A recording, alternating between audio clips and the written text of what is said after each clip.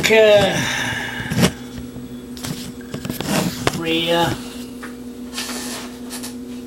Fredericton, the big snowstorm. The roads are bad. And there's some lineups here and there, but nobody knows what's going on.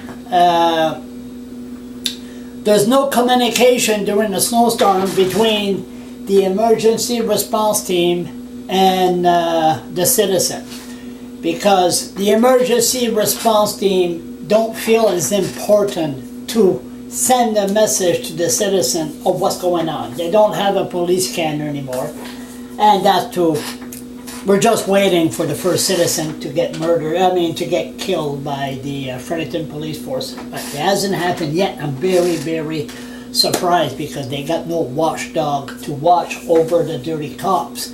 Like when the two cops grabbed me downtown, there would have been a police scanner, everybody would have known. So then we got some few homeless people that's missing. So anyway, never mind that. But in a way, I'm glad there was no police scanners, because once the power goes off, all the businesses and everything, the alarm goes off, then there's sirens all over the place. They just go and to see if there's a fire.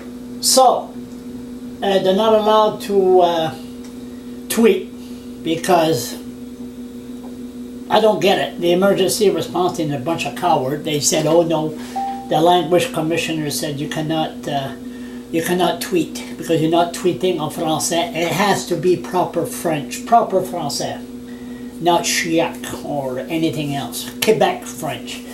So the chief and the union members are not fighting. They say, okay, no problem. So there's no communication during a storm. So it's pretty sad, pretty scary to live in Fredericton. And plus we have a mayor that's an idiot, Mike O'Brien, a phony mayor, and he won't say anything. He just smile away. But why wait till a tragedy happens to act on an issue? And believe me, I will say, I told you so. Stay tuned.